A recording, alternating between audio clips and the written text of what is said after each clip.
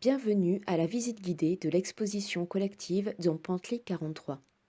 Constituée de 43 linogravures et réalisée par le collectif mexicain Achoques, l'exposition est un hommage aux 43 jeunes âgés de 18 à 21 ans disparus dans la nuit du 26 au 27 septembre 2014 dans la ville d'Iguala.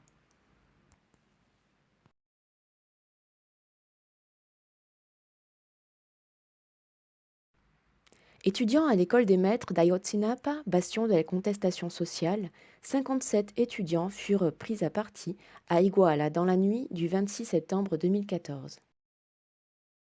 43 d'entre eux furent embarqués de force dans les véhicules de police.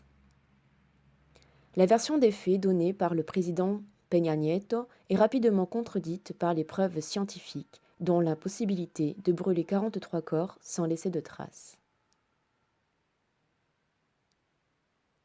En juillet 2020, la vérité historique tombe avec la découverte d'ossements qu'un laboratoire autrichien relie à l'ADN d'un des 43 disparus.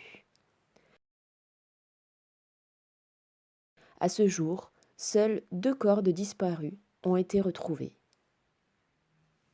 Au Mexique, près de 60 000 personnes sont portées disparues depuis 2006.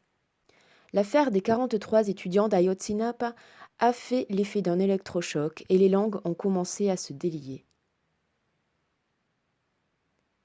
En 2016, Amnesty International Mexico a lancé le projet Ayotzinapa 26.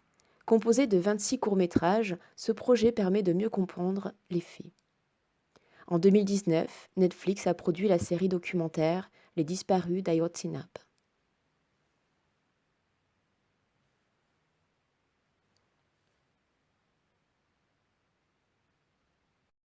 Pour le premier anniversaire, le collectif Achoques de Pátzcuaro leur rend hommage en illustrant des crânes en papier mâché et en les empilant comme les Tzompantli aztèques, qui étaient des ossuaires en bois sur lesquels étaient cloués les crânes des sacrifiés. Acheté par un musée espagnol, le collectif décide de continuer le travail de mémoire en lançant un projet plus graphique dans l'atelier Grey, local du collectif. Javier Horneras Huerta propose donc à 43 jeunes artistes mexicains de créer des linogravures et des poèmes autour del caso Ayotzinapa. Le projet est présenté dans plusieurs lieux culturels de l'État du Michoacán, avant de partir à Toulouse dans les valises de Julie Bounafou et à Montpellier.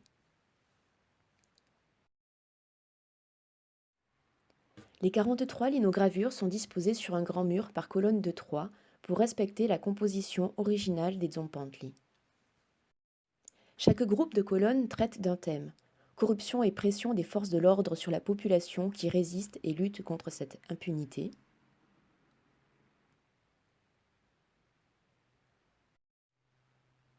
Souffrance des familles et des proches de ne pas connaître la vérité et de ne pouvoir retrouver les corps.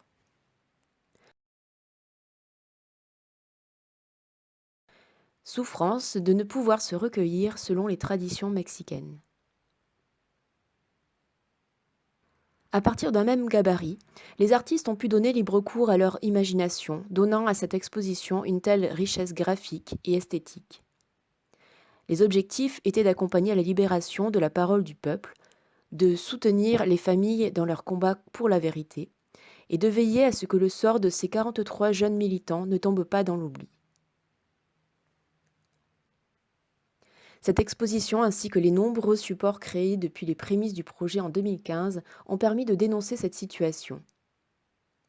C'est ainsi que le combat de ces jeunes gens qui allaient dédier leur vie à l'enseignement dans les régions fragilisées par la guerre des cartels et qui étaient prêts à s'engager pour les communautés délaissées par l'État ont pu trouver un écho jusqu'en Europe. Mais ce projet ne se limite pas aux seuls 43 disparus, car les disparitions forcées sont une catastrophe incommensurable au Mexique. C'est pourquoi un atelier est proposé à chaque halte de l'exposition. Voici donc le moment de vous y essayer. À vos gouges!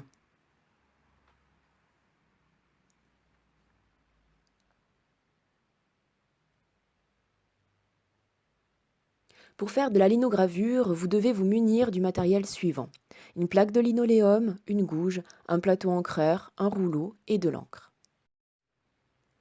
Pour votre premier essai, faites votre dessin sur un calque avec un crayon HB.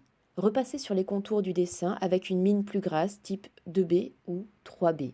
Retournez votre dessin et repassez sur les traits gras pour le transfert sur la plaque.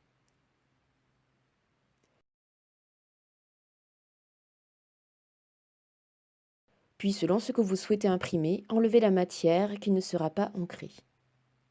Mettez un peu d'encre dans votre plateau et passez le rouleau sur la plaque. Attention à ne pas mettre trop d'encre.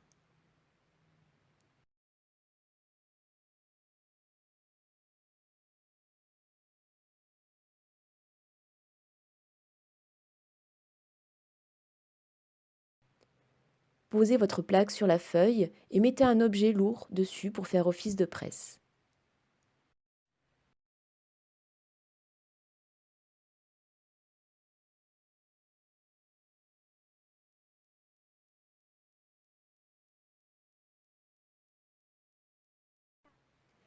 Et pour finir, nous vous laissons admirer le maître Javier Ornelas Huerta au travail. Alors, vous avez trouvé votre vocation? Merci de votre fidélité et à bientôt sur la chaîne de Théa Vida.